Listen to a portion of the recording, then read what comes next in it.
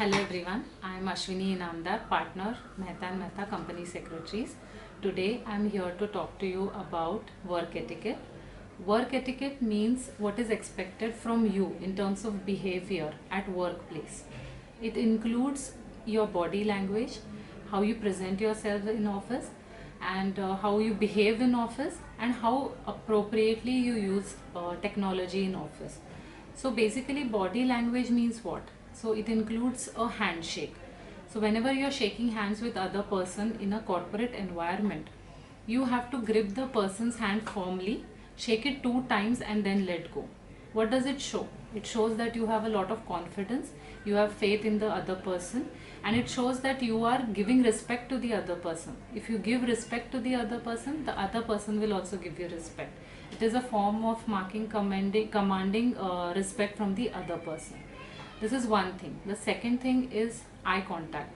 Now this is very important in a corporate environment. When you're talking to your colleague, when you're talking to your client, when you're talking to any person in your office other than outside office, you have to always maintain eye contact. It shows that that you are understanding the other person's problems, you are understanding what he's trying to say, and you are attentive to the other person. So basically a good handshake, maintaining eye contact is very important. Other forms of behavior would be communication. So how should your communication be in office? It should always be a positive communication. Now you'll say, what is a positive communication? You should always speak good of the others. There should not be any negative communication. There should not be gossip, which will create friction in the minds of your colleagues, in the minds of your worker, in the minds of your juniors and all. So there should always be a positive communication and no negative communication. Again, usage of foul language is a strict no at workplace.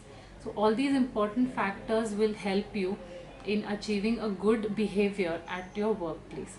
So other than that, second most important thing would be usage of technology when you are in office. So in some offices, if you see, they ban usage of phones so that there is no distraction at workplace.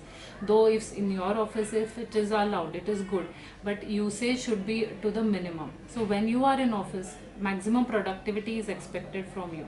So usage of phone should be limited to talking to your clients, talking to and any other talking to your workers, talking to your colleagues. Now it was more important in the COVID situation when all of them were working from home. So when you are working from home, it was expected that the usage of telephone would be more. Other than that is another usage of technology would be writing an email. Writing an email is also another important part. So how do you write an email? So the first and foremost thing that you must always keep in mind is you have to address the other person properly. Usage of hi, hello over mail does not look professional. So how do you address? So you say dear, sir, madam, Mr., Miss, whatever. So however is the relationship with the other person. So always address the email properly.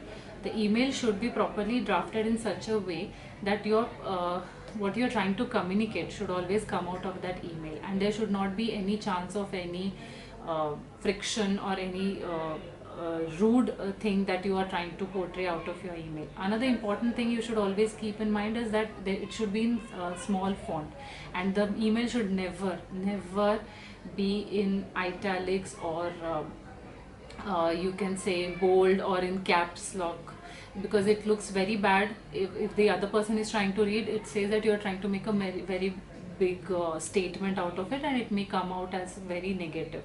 So writing an email is also an important part of work etiquette. You have to use the technology accordingly.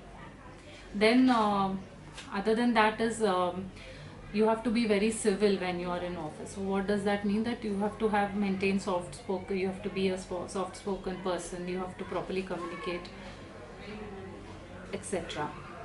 And another important thing is that you have to be also aware of your health. Now it was more important the COVID situation when health was of foremost priority, and in that scenario reporting sick to work and putting your health and others' health at risk was a complete no-no. So it is also a part of work etiquette. Some offices also have zero tolerance policy, as you must be aware. In that they have a charter wherein they They have a charter wherein they give all the do's and don'ts in a work environment, and you have to adhere to those policies. So once you enter an organization, there will be an induction program which will enlighten you on all these points. Thank you.